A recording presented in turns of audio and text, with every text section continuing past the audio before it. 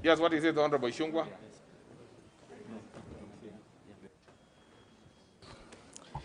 Thank you, Honorable Speaker, for that very well-reasoned guidance to the House. And Honorable Speaker,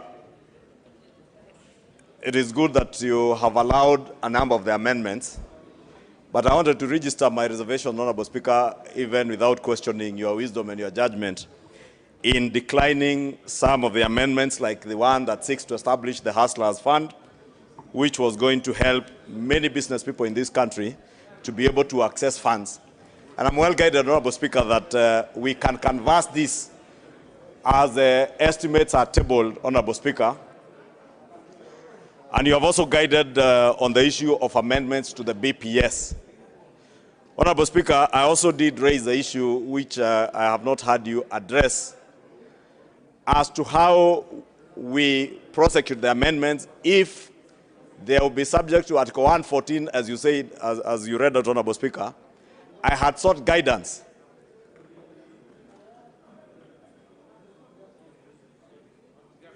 Yes, I had sought guidance, Honorable Speaker, that if there is any proposal that is subject to either Article 114 or Standing Order 114, the Speaker to give guidance as to whether we need, as members of Parliament, to appear before the Budget and Appropriations Committee to be able to canvass all those amendments, Honorable Speaker.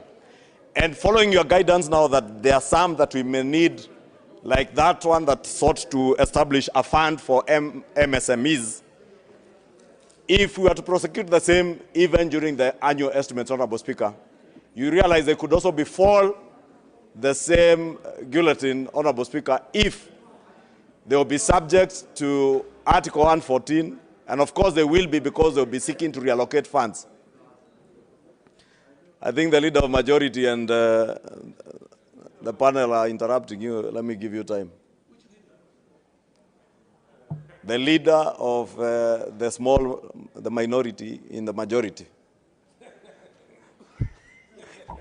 Thank you, Honorable Speaker. The Honorable Aden Duale, the Leader of Majority in the majority party, was asking which leader. So I'm telling him I referred to the Leader of the minority within the majority party. That is Honorable Kimunya, who leads the minority within the majority party. Honorable Speaker, I was saying, Honorable Speaker, without your guidance, or without the Speaker's informed guidance, Honorable Speaker, as to whether, Honorable Speaker, if a proposal is to be brought even in the annual estimates without a directive from the Chair, Honorable Speaker, that the Budget Committee cannot just table their report on the annual estimates without considering and interacting with members who will have made proposals to amend any of the proposals that come with the annual estimates, Honorable Speaker. And that's why I had sought within BPS and by extension even on annual estimates. So that, Honorable Speaker, we are orderly in how we transact business, so that the report is not tabled, and at the time we get to considering the appropriations bill and we go to the Committee of Supply, proposals that have been made for amendments are killed at the altar of Article 114 and Standing Order 114, Honorable Speaker.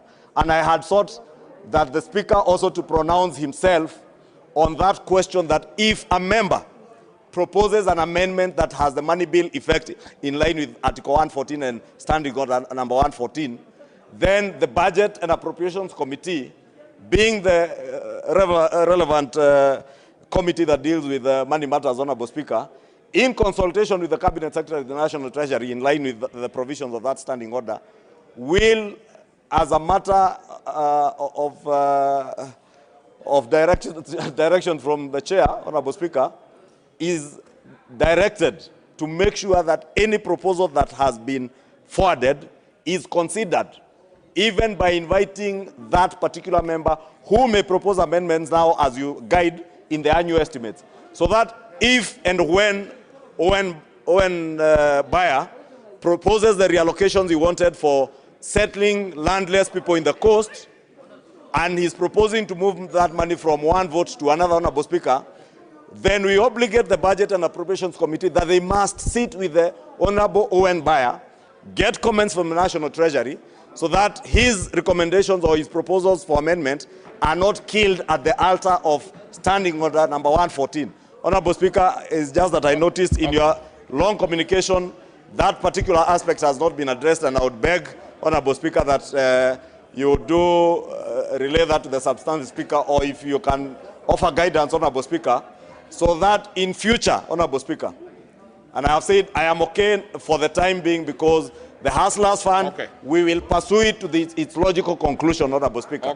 And I must thank you, Honorable Speaker, for allowing us to debate on the merits and demerits of increasing money to our county governments. And I'm sure those who want to be governors in this House will be there to support, and those who are supporting BBI, Honorable Speaker, will also be there to support. And also support more money going to our judiciary, Honorable Speaker, and establishment of the judiciary fund, Honorable Speaker. And I thank you, Honorable Speaker, for the guidance. And I beg that you do offer guidance on the other issue. Well, now that you are comfortable in the meantime, generally, I think some of these things, and you know we are at the tail end. We are at the tail end of this particular parliament. We could also approach it, and you could approach it, through the amendments to specific standing orders that will govern the next session of parliament. I mean, the next parliament that is coming after this one. So those kind of, and I can tell you that currently the Committee on Procedure and House Rules is meeting frequently to try and tidy up our standing orders to make it a bit more usable in the coming parliaments.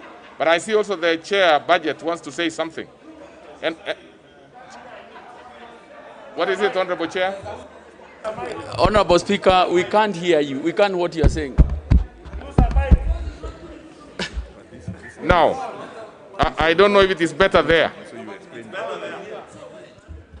So, honorable members, what I've just said, honorable members, is that since the Honorable Ishungwa seems to be fairly comfortable and happy,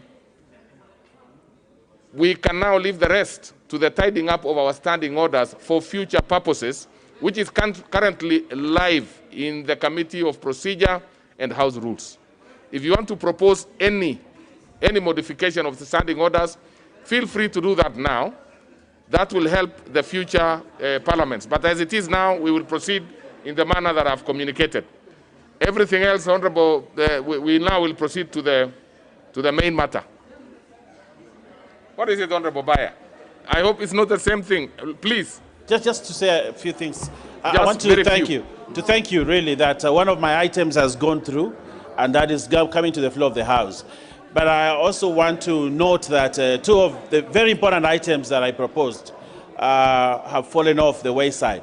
But I also want to move the chair or the speaker that the same may not befall my proposals when it comes to the budget appropriations at the appropriations level, so that we may be able to get the land question and the cash nets question handled very well without it having to be dropped when it comes to that level. So I thank you, Speaker, and I stand guided. But you know, when you will be appearing before the Budget Committee, it will be nothing to do with the speakership. It will be between yourself and that particular committee when you'll be canvassing those. Once it comes to the House, we will be happy to transact it as brought to the House. And what is it, the Honorable Junet? You know, Honorable Junet, just like your colleague farther from you, you have not been very visible in the House, but I'm happy that when you came, you are hitting the ground running. Proceed, Honorable Junet. Mr. Speaker, not that I am trying to oppose or to comment negatively on your communication, but Mr. Speaker, for the purpose of record, and with your indulgence, Mr. Speaker, now that the budget policy statement was handled by the Committee of the Budget, Mr. Speaker, I thought all those amendments should have been referred to the committee, Mr. Speaker, so the committee can look at it and bring a report to the House, Mr. Speaker. Otherwise, the statement should have been handled by the floor of the House directly without going to the committee. Mr. Speaker, since the statement went to the committee, the amendments being proposed by Honorable Ishungwa and other members should have also been referred to the committee. That has been the tradition. That has been, even when Ishungwa was the chairman. When Ishungwa was the chairman himself, Mr. Speaker, that's what has happened. Why is this year, I'm seeing some change, a abrupt change, Mr. Speaker, from the norms. This is a house of traditions and procedure, Mr. Speaker, and precedents. I think if you notice, the Honorable Junet, anything that titled on Article 114 has been actually refused. So therefore, it will not proceed because it is governed by that particular. It has to either be referred to the Budget and Appropriation Committee. There is no shortcut about that. But in terms of amendment, you know, amendments are always proposed in the House. Even if the committees have done whatever they have done, you can still be able to process amendments in the House. So I think basically we were dealing with amendments.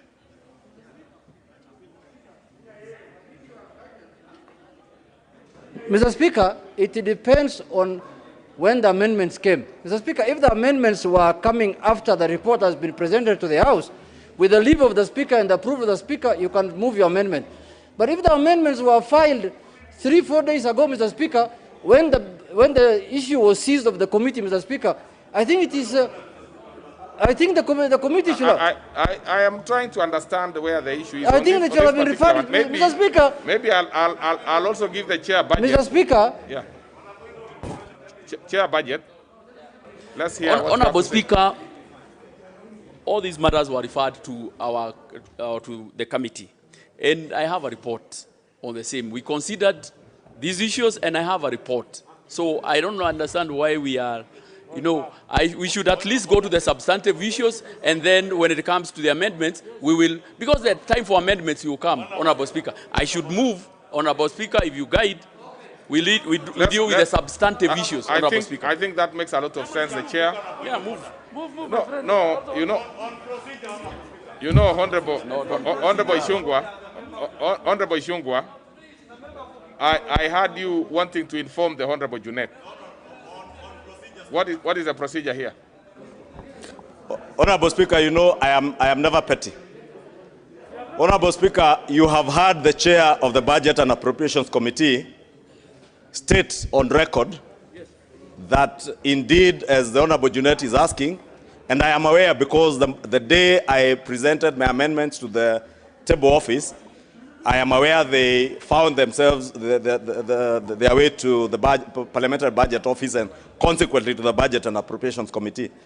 But my point of order, Honorable Speaker, the chair has confirmed that they have considered and asserted that he has a report. Honorable Speaker, I just wanted to know, to get your guidance. This report, is it a report of the chair of the Budget and Appropriations Committee, or is it a report of the House? Because procedurally, any report of a committee to the House must be tabled before the House, so that it becomes part of the business that we transact. Therefore, the chair cannot stand on his feet and say, I have a report, as if you are transacting his household budget. This is a budget of the Republic of Kenya. But what is and it? This is a National Assembly that transacts business on behalf of the people. You cannot stand and purport to have a report which has not. Now, the report is there. The report is there. Clearly, the report is there. So we'll simply proceed, really.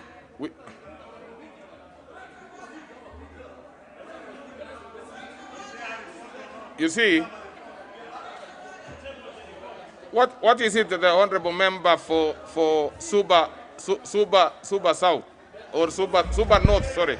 Thank you, Mr. Speaker, for giving me this opportunity.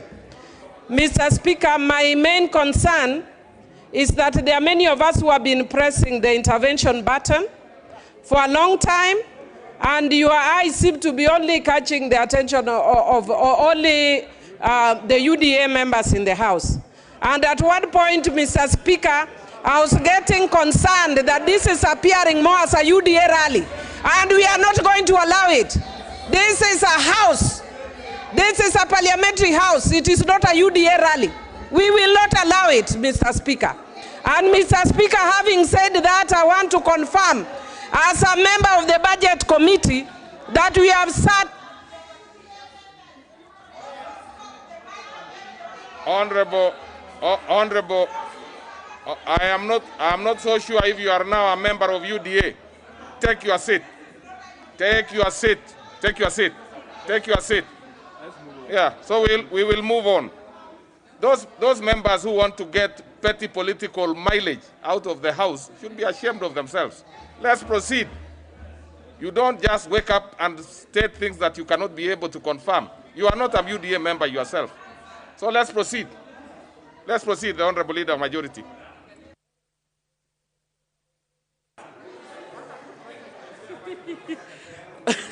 Thank you, Honorable Speaker. I'm the chair budget.